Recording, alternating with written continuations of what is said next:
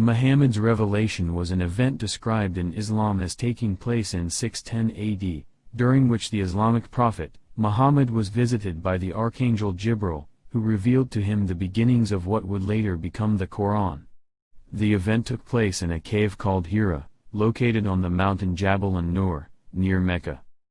According to biographies of Muhammad, while on retreat in a mountain cave near Mecca, the cave of Hira, Gabriel appears before him and commands him to recite the first lines of chapter 96 of the Quran. Muhammad's experience is mentioned in Surah 53 to 4-9. It is no less than inspiration sent down to him. He was taught by one mighty in power, endued with wisdom, for he appeared, in stately form, while he was in the highest part of the horizon. Then he approached and came closer, and was at a distance of but 2 bow lengths or, even, nearer. Quran 53 to 4-9. Before the revelation, Muhammad was born and raised in Mecca. When he was nearly 40, he used to spend many hours alone in prayer and speculating over the aspects of creation. He was concerned with the ignorance of divine guidance, jahiliyyah, social unrest, injustice, widespread discrimination, particularly against women, fighting among tribes and abuse of tribal authorities prevalent in pre-Islamic Arabia. The moral degeneration of his fellow people, and his own quest for a true religion further lent fuel to this, with the result that he now began to withdraw periodically to a cave named Mount Hira, 3 miles north of Mecca, for contemplation and reflection. Islamic tradition holds that Muhammad during this period began to have dreams replete with spiritual significance which were fulfilled according to their true import, and this was the commencement of his divine revelation. According to mainstream Islamic tradition, during one such occasion while he was in contemplation, the archangel Gabriel appeared before him in the year 610 AD and said, "Read," upon which he replied, "I am unable to read." Thereupon the angel caught hold of him and embraced him heavily. This happened 2 more times, after which the angel commanded Muhammad to recite the following verses. Proclaim, or read, in the name of your Lord who created man from a clinging substance. Recite, and your Lord is the most generous, who taught by the pen, taught man that which he knew not. Quran 96:1-5. After the revelation, perplexed by this new experience, Muhammad made his way to home where he was consoled by his wife Khadijah, who also took him to her Ebayanite cousin Waraka ibn Nawfal. Waraka was familiar with Jewish and Christian scriptures. Islamic tradition holds that Waraka, upon hearing the description, testified to Muhammad's prophethood, and convinced Muhammad that the revelation was from God. Waraka said, "O my nephew, what did you see?" When Muhammad told him what had happened to him, Waraka replied, "This is Namus, meaning Gabriel, that Allah sent to Moses. I wish I were younger. I wish I could live up to the time when your people would turn you out." Muhammad asked, "Will they drive me out?" Waraka answered in the affirmative and said, "Anyone who came with something similar to what you have brought was treated with hostility, and if I should be alive until that day, then I would support you strongly." A few days later Waraka died.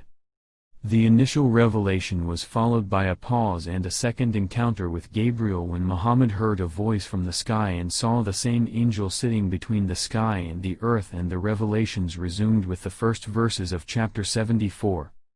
At-Tabari and Ibn Hisham reported that Muhammad left the cave of Hira after being surprised by the revelation, but later on, returned to the cave and continued his solitude, though subsequently he returned to Mecca. Tabari and Ibn Ishaq write that Muhammad told Zubair, "When I was midway on the mountain, I heard a voice from heaven saying, 'O Muhammad, you are the apostle of Allah and I am Gabriel.' I raised my head towards heaven to see who was speaking, and Gabriel in the form of a man with feet astride the horizon, saying, 'O Muhammad, you are the apostle of Allah and I am Gabriel.'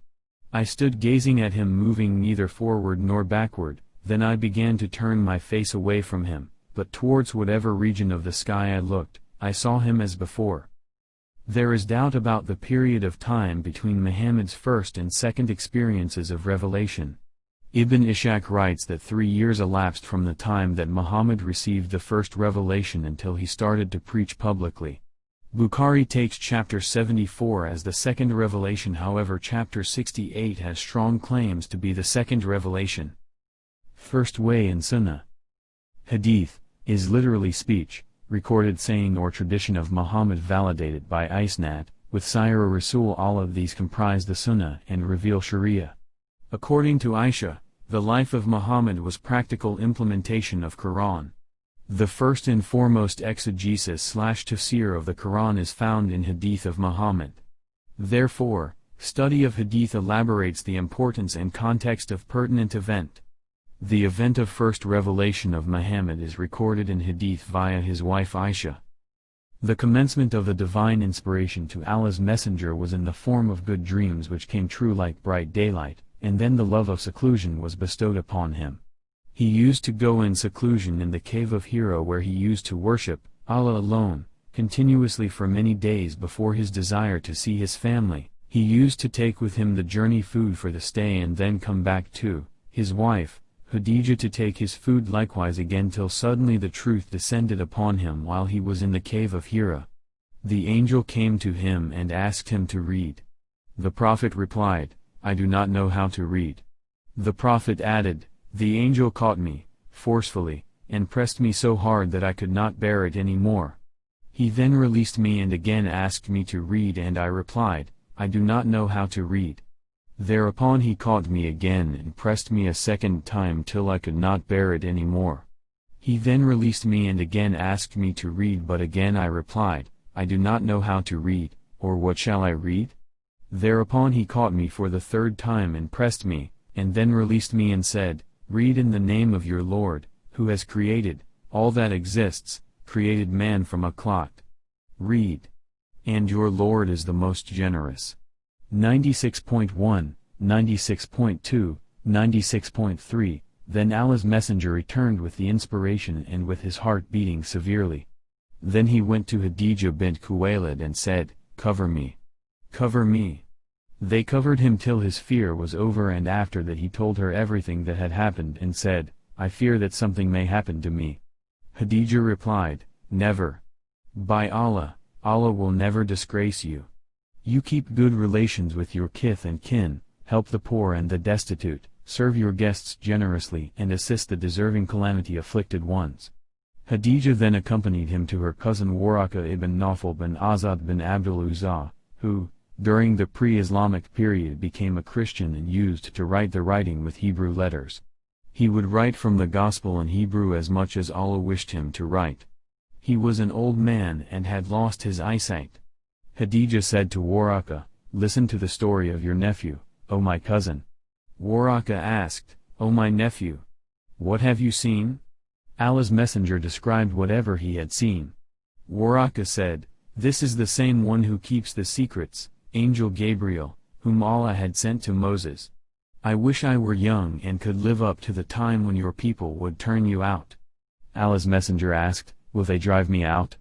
Waraka replied in the affirmative and said, Anyone, man, who came with something similar to what you have brought was treated with hostility, and if I should remain alive till the day when you will be turned out, then I would support you strongly. But after a few days Waraka died, and the divine inspiration was also paused for a while. Here is the quotation from Ibn Ishaq on Muhammad's first meeting with Gabriel. When it was the night on which God honored him with his mission and showed mercy on his servants thereby, Gabriel brought him the command of God. He came to me, said the apostle of God, while I was asleep, with a coverlet of brocade whereon was some writing, and said, Read. I said, What shall I read? He pressed me with it so tightly that I thought it was death. Then he let me go and said, Read. I said, What shall I read? He pressed me with it again so that I thought it was death. Then he let me go and said, Read. I said, What shall I read? He pressed me with it the third time so that I thought it was death and said, Read. I said, What then shall I read? And this I said only to deliver myself from him, lest he should do the same to me again. He said, Read in the name of thy Lord who created who created man of blood coagulated. Read.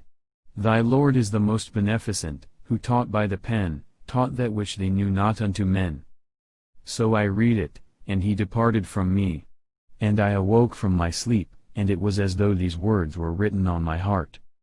Now none of God's creatures was more hateful to me than an ecstatic poet or a man possessed. I could not even look at them. I thought, woe is me, poet or possessed, never shall Quraysh say this of me. I will go to the top of the mountain and throw myself down that I may kill myself and gain rest. So I went forth to do so, and then when I was midway on the mountain, I heard a voice from heaven saying, O Muhammad! Thou art the apostle of God and I am Gabriel. Ibn Ishaq, Sirat Rasulullah, p. 106.